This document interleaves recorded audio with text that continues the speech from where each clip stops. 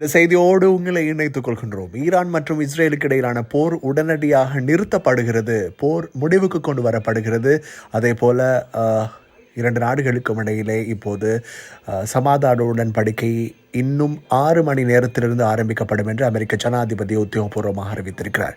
அதன் அடிப்படையில் அமெரிக்க ஜனாதிபதி டொனால்ட் ட்ரம்ப் தன்னுடைய ட்ரூத் சமூக வலைதள பக்கத்தில் அறிவித்திருக்கக்கூடிய அந்த அறிவித்தலை முதலில் ஆங்கிலத்தில் உங்களுக்கு வழங்கிவிட்டு அதனுடைய மொழிபெயர்ப்பை வழங்குகிறேன். மொழிபெயர்ப்பு என்பதனை தாண்டி அதில் சில முக்கியமான விடயங்களை அவர் குறிப்பிட்டிருக்கிறார். அவற்றை உங்களோடு பகிர்ந்து கொள்ளலாம் என்று நினைக்கிறேன்.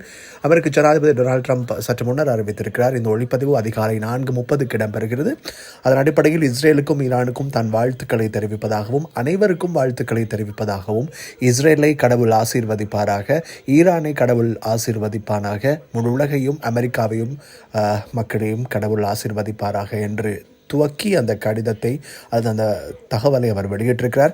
அதன் அடிப்படையில் 2 நாடுகளும் ஏற்றுக்கொண்டிருக்கின்றன.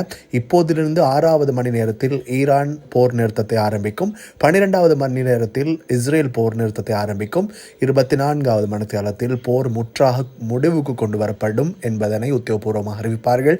12 நாட்கள் தொடர்ந்த போர் உத்தியோகபூர்வமாக முடிவடைகிறது. இதனை உலக மக்கள் வரவேற்பார்கள் என்று மிகவும் முக்கியமாக அவர் தெரிவித்திருக்கிறார். அந்த தகவலை இப்போது நாங்கள் பார்க்கலாம். இந்த தகவல் வெளிவருவதற்கு காரணம், ஈரான் கத்தார் மீது அல்லது கத்தாரில் அமைந்திருக்கக்கூடிய அமெரிக்காவினுடைய படைத்தளம் மீது 19 ஏவுகணைகளை ஏவிவிட்டு தாக்குதல் நடாத்தியது நள்ளிரவிலே. அதன் அடிப்படையில் கத்தார் அதிலே 18ஐ தடுத்து நிறுத்தியதாகவும், ஒரு ஏவுகணை இஸ்ரேலினுடைய நண்பரான அமெரிக்காவினுடைய படைத்தளத்தில் விழுந்து வெடித்ததாகவும் நாங்கள் ஏற்கனவே உங்களுக்கு செய்திகளை வழங்கியிருந்தோம். என்றாலும் ஈரான் பின்னர் அறிவித்திருந்தது 6 ஏவுகணைகள் வெடித்ததாக. அதனைத் தொடர்ந்து பல நாடுகள், குறிப்பாக பஹ்ரைன், சவுதி அரேபியா போன்ற நாடுகள் அந்த தாக்குதலை கண்டித்திருந்தன. அதே போல கத்தாரும் குறிப்பிட்டிருந்தது தங்களினுடைய வான் எல்லைக்குள் வருகை தரக்கூடிய தாக்குதல் பயன்படுத்தக்கூடிய அத்தனையும் நாங்கள் தடுத்து நிறுத்துவோம் என்றால், ஈரான் பின்னர் அறிவித்திருந்தது தாங்கள் கத்தார் மக்கள் மீது தாக்குதலை நடாத்துவதற்கு எத்தனிக்கவில்லை, அவர்கள் நமது நண்பர்கள், ஆனால் இது அமெரிக்காவின் மீது நடாத்தப்பட்ட தாக்குதல் என்று தெரிவித்திருந்தது. இதனை தொடர்ந்து அமெரிக்காவினுடைய தாக்குதல் நடவடிக்கைகளை எதிர்த்து மீண்டும் ஒரு முறை வாக்குறுதிகளை மீறினால் தகுந்த பதிலடி கொடுக்கப்படும் என்று ஈரானினுடைய வெளியுறவுத்துறை அமைச்சகம் அறிவித்திருக்கிறது. அதனை தொடர்ந்து மிகவும் முக்கியமாக புட்டின் ரஷ்ய ஜனாதிபதியோடு இடம்பெற்ற சந்திப்புகளை தொடர்ந்து அவர் இதனை அறிவித்திருக்கிறார். என்ற போதிலும் ஈரானுடைய தாக்குதல் காரணமாக சேதங்கள் அமெரிக்காவுக்கு ஏற்பட்டதா இல்லையா என்பதனை தாண்டி அந்த தாக்குதல் இடம்பெற்ற 1 மணி அல்லது 1 முதல் 6 மணித்தியாலங்கள் கழிவதற்குள் இப்போது இந்த அறிவிப்பு வெளிவந்திருக்கிறது. இப்போது இலங்கை இந்திய நேரப்படி அதிகாலை 4:30 இந்த நேரத்திலே நாங்கள் அமெரிக்க ஜனாதிபதிக்கு விடுத்திருக்கக்கூடிய அந்த முழுமையான தகவலை உங்களுக்காக வழங்குகிறோம். Congratulations to everyone. It has been fully agreed by and between Israel and Iran that there will be a complete and total ceasefire.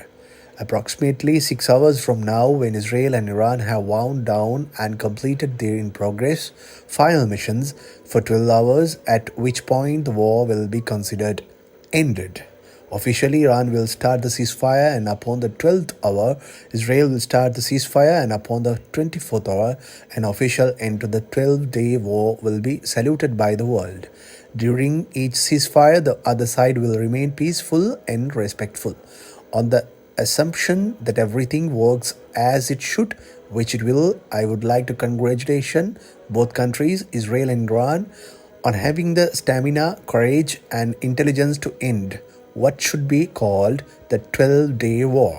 This is a war that could have gone on 4 years and destroyed the entire Middle East, but it didn't and never will. God bless Israel, God bless Iran, God bless the Middle East, God bless the United States of America, and God bless the world என்று அவர் தெரிவித்திருக்கிறார். அனைவருக்கும் வாழ்த்துக்கள். Israel மற்றும் Iran இடையே முழுமையான மற்றும் பகுதி நேரம் அல்லாத யுத்த நிறுத்தம் இப்போதிலிருந்து 6 மணி நேரத்தில் துவங்குகிறது. இஸ்ரேலும் ஈரானும் தங்கள் இறுதி பணிகளை முடித்த பிறகு 12 மணி நேரத்திற்கு நடைபெறும் என்று முழுமையாக ஒப்புக்கொள்ளப்பட்டுள்ளது. அப்போது போர் முடிந்ததாக கருதப்படும். அதிகாரப்பூர்வமாக ஈரான் போர் நிறுத்தத்தை துவங்கும் 12வது மணி நேரத்தில் இஸ்ரேல் போர் நிறுத்தத்தை துவங்கும். 24வது மணி நேரத்தில் 12வது நாள் போரின் அதிகாரப்பூர்வ முடிவை உலக நாடுகள் வரவேற்கும்.